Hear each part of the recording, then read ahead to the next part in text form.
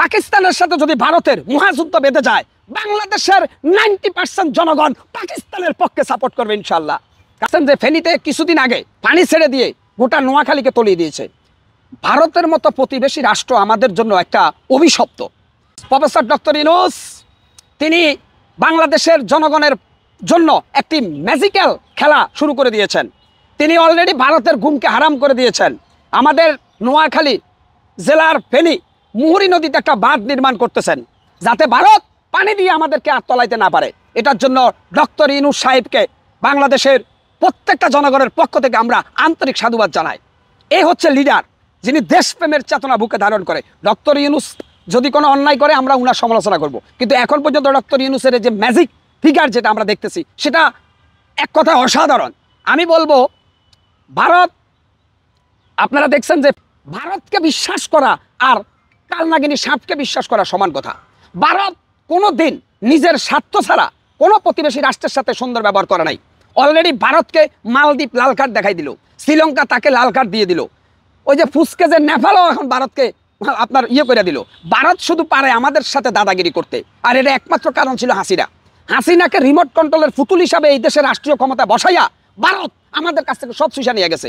এখন ভারত খাইতে খাইতে ভারতের জিব্বা এত বড় হয়েছে ভাই, ভারত পারে না পুরা বাংলাদেশের এই যে 68,000 বর্গ কিলোমিটারটা খেয়ে ফেলতে। ভারতকে আপনি কিভাবে তোয়াক্কা করবেন? হাসিনা বলছে আমি ভারতকে যা দিয়েছি ভারত আজীবন মনে রাখবে। পররাষ্ট্রমন্ত্রী আব্দুল মোমেন বলছে ভারতের সাথে আমাদের স্বামী স্ত্রীর সম্পর্ক। তার মানে এতে করে পরিষ্কার আওয়ামী লীগ হলো ভারতের একটি প্রতিষ্ঠান। তো তাই হোক, মুহুরী নদীতে যে বাঁধ নির্মাণ করছে, আমাদের আরো বাঁধ দরকার। আমরা আমাদের নিজের শক্তিতে দাঁড়াবো। মনে রাখবেন, ভারত চীনের সাথে পারে না, ভারত পাকিস্তানের সাথে পারে না, ভারত আমাদের সাথে পারে কেন? আরে ভাই, এটা হচ্ছে আমাদের দুর্বলতা। আমরা ভারতকে ইটের জবাব পাথরে দিব আগামী দিনে। ভারতকে আমরা প্রতিবেশী রাষ্ট্র হিসেবে সম্মানজনক ব্যবহার করব, কিন্তু ভারত যদি আমাদের গাঢ় ধরে আছাড় দিতে চায়, আমরা ভারতের ফ্যান টেনে খেলু ফেলবো এবার। যার শিক্ষা পেয়েছি আমরা শাহজালাল থেকে, সিলেটের ওই ভারতীয় তাবেদাররা যদি গৌর গোবিন্দের ভূমিকায় আমাদের উপরে আগ্রাসী মনোভাব নিয়ে এগিয়ে আসে, আমরা শাহজালালের ভূমিকা ওদেরকে আরেকবার রুখে দিব। এটাই হচ্ছে প্রত্যেকটা জনগণের আকাঙ্ক্ষা। ভারতের অস্ত্র বেশি থাকতে পারে, ভারতের গোলা বারুদ বেশি, ভারত আয়তনে বড়, এগুলা শুধুমাত্র কিছু মুনাফেক মার্কা মুসলমানকে ভারত বুঝায়, আওয়ামী লীগ এগুলা বুঝে। কিন্তু আমরা যারা মুসলমান, আমরা মনে করি আমরা আল্লাহর দয়ায় বেঁচে আছি, ভারতের দয়া না। ভারত 1971 সালে স্বাধীনতা যুদ্ধে আমাদেরকে সহযোগিতা করেছে আমাদের বাংলাদেশকে তাদের একটা অঙ্গরাজ্য বানানোর জন্য, এটা আজকে পরিষ্কার। অতএব ভারতের বাঁধের বিরুদ্ধে বাঁধ নির্মাণ হবে, ভারতের ইটের জবাবে পাথর নিক্ষেপ হবে। কারণ আমরা নরেন্দ্র মোদীর অনুসারী না, আমরা নবী মোহাম্মদের অনুসারী।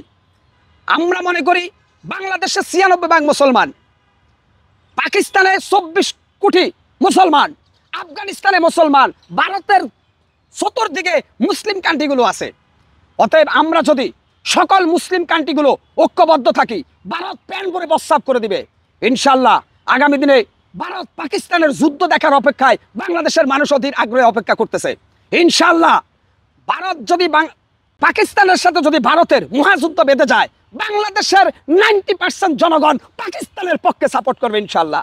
কারণ মুসলমান আমরা ভাই ভাই, তোমরা যেরকম ধর্ম নিয়ে ভাই ভাই করতেছো, আমরাও তো মুসলমান। তাহলে পাকিস্তানের সাথে 71 যুদ্ধ হয়েছে একটা আধিপত্যকে কেন্দ্র করে, কিন্তু জাতিগতভাবে এক মুসলমান আর এক মুসলমানের ভাই। পাকিস্তানের সাথে আমাদের আত্মার সম্পর্ক, পাকিস্তানের সাথে আমাদের ধর্মীয় সম্পর্ক মিয়া।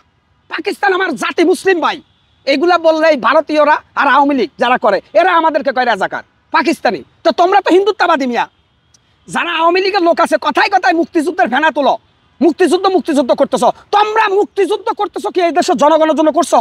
তোমরা মুক্তিযুদ্ধের পরে এই দেশটাকে ভারতের কাছে বিক্রি করে দিছো মিয়া।